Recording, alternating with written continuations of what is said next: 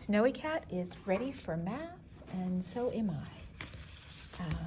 Let's see, we're going to start with our Saxon booklet, this one right here. Why don't you help me out just a minute here? Can you look at the top, make sure you've got your name up there? Doesn't have to be your first and last, but at least your first name at the top. That would be really helpful. Okay, then you just have to turn one page today, okay? All right, and there we are. We're going to start right there. We're going to start with the top of the page. We have the number 38. So you just have to trace that, 3 and 8. The gray one, you trace that and say 38. 38. 38. When you say it out loud and write it at the same time, you're training your brain to remember that that is 38. 38.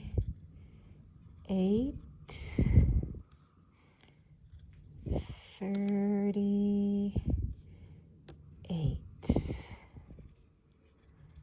Okay, how'd you do? That wasn't too bad, right? Okay, 38. Okay, now, the next one at number 2, okay, it says, at the zoo, Brett saw 2 adult bears and 3 baby bears. Draw a picture and write a number sentence to show how many bears he saw. Okay, so the important thing here is 2 and 3. So if you could go ahead and circle that 2 and that 3.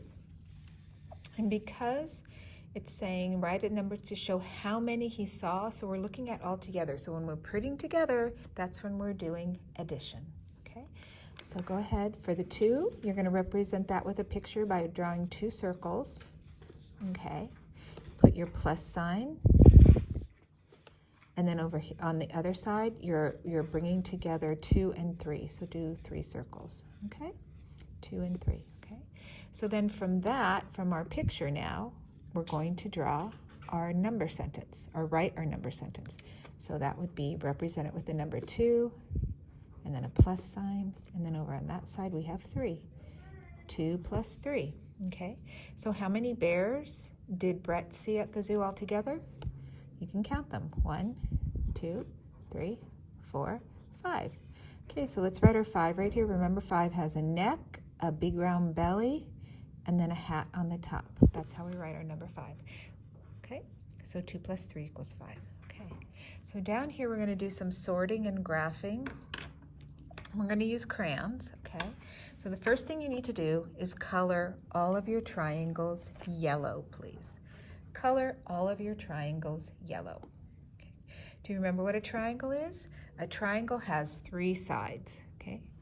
1, 2, 3. 3 sides and 3 corners. That's your triangle. So you're going to color those yellow.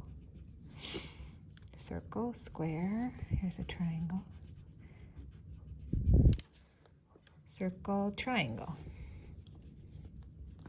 So the 3 shapes in here are triangles, circles, and squares. The squares have 4 sides, okay? Okay, now it says color the squares red. So find your red crayon. I'm going to find mine. Okay, and your squares. And remember, squares have 4 sides and 4 angles, okay, or 4 vertices. Angles are also called vertices. Okay, so there's one right there.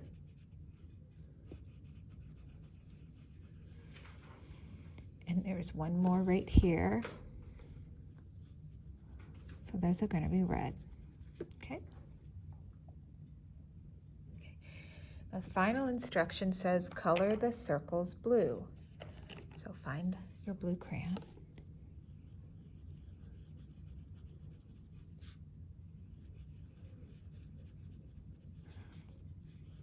There's some big circles in here. There's some little circles in here. It doesn't matter how big or small they are. You just have to color them all blue. And look, it's really helpful because you can really see the differences now that they are different colors, right? Okay. So over here it says color in 1 box for each shape. Okay, so we're just kind of making a little graph. So for the yellow, Okay, get your yellow crayon. How many triangles did we find? 1, 2, 3. That means we need to color 3 boxes here. So I'm going to color the triangle yellow and show that we had 3. 1, 2, 3. Okay. All right. And then let's color this square red. So grab your red crayon again. So how many squares did we color? How many over here? How many squares did we have? 1, 2. So that means we color 2 of these. 1, 2. Okay. So I'm going to find your blue crayon and color this little circle down here. Blue. So how many circles did we color? 1, 2, 3, 4, 5. Okay, so we need to color 5 squares. 1, 2, 3, 4, 5. There you can see. So we had the most is circles. We had the most circles, and we had the fewest or the least squares, and in the middle was the triangles. Okay.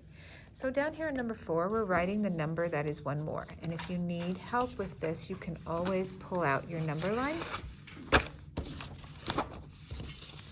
Okay. So the number that follows 9 would also be the number that's 1 more. So if you look at your number line, if you go to 9, what is 1 more than that? 10, right? So write your 10 right here. What is 1 more than 13? So if you find the 13 here, what's the next number there? Right there. That would be your 14. The 1 and the 4 together are 14. Then this one has the number 24. So what number is 1 more than 24? So I'm moving over my number line. I found the number 24, and 1 more is right there, 25. So I'm going to write my 2 and my 5 together to write number 25. So how was that? That was fun. We got to learn a lot of different math concepts on one sheet today. So now it's time for your exit ticket there. Okay.